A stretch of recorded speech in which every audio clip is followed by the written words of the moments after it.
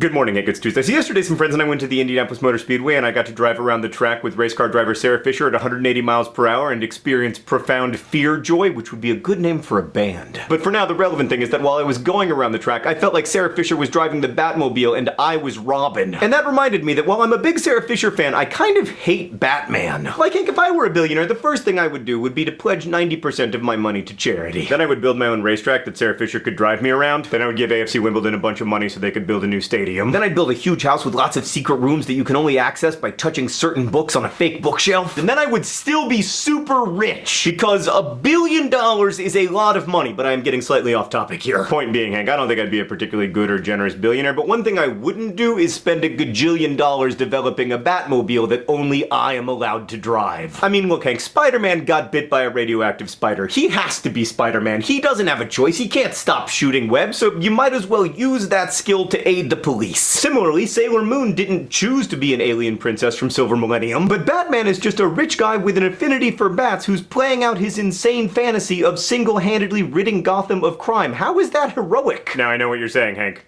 Iron Man. And fair enough, Tony Stark is a billionaire who could use his wealth a little bit better. And that's a story unto itself about how the superheroes elevated by each generation say a lot about that generation. But at least Iron Man has that weird nuclear bomb heart thing built with the help of the token good and therefore doomed Arab guy. And then he's like, oh, I should use my nuclear heart for good. It's not much, but it's something. Meanwhile, can you really argue that Batman is good for Gotham? I mean, in the Batman universe, crime is caused by 1, evil people who just want to see the world burn, and 2, stupid people who follow the evil but charismatic cat person slash Joker slash Penguin. God, the villains in Batman are terrible. Also, slightly off topic, but I would argue that Catwoman, despite her jewelry thieving, etc., is by almost any measure much more heroic than Batman. But anyway, crime is not actually caused by evil, it's caused by systemic disenfranchisement and poverty and lack of access to job opportunities and education. And yet, Batman continues on not funding police departments or schools or building low-income housing, but tearing up the infrastructure of the city he claims to love while fighting villains who are only powerful because that city is already so blighted and dysfunctional. I'm sorry I'm losing my temper, but does Batman understand how difficult it is for an underfunded city like Gotham to replace roads and bridges? Anyway, Hank, it seems to me that one of the more realistic facets of the Batman sagas is that Gotham never gets better for long after Batman's villain-destroying exploits. Like, Batman saves Gotham over and over and over again, but he never actually improves it. Also, why does no one ever call Batman out for devoting all of his resources to fighting crime in Gotham, when he could also be fighting, I don't know, global poverty or habitat destruction or climate change? Now, Hank, I'm not saying that cleaning up the streets of Gotham isn't a worthy goal for a billionaire, but to reiterate, he's bad at it. I will say this, Hank, Batman has inspired some great graphic novels and some very good movies, all of which go to extraordinary lengths to make it seem like bad things just keep happening to Batman, so he has to develop a massive arsenal that he keeps in a Batcave. But Hank, the question at the core of the Batman story still bothers me. Why do we celebrate the vigilantic ambitions of individual billionaires? Surely we understand that the real work among humans is done not in isolation, but in collaboration. We do understand that, right? And no, I am not just saying all of this because my hair looks more and more like Wolverine's by the day. Hank,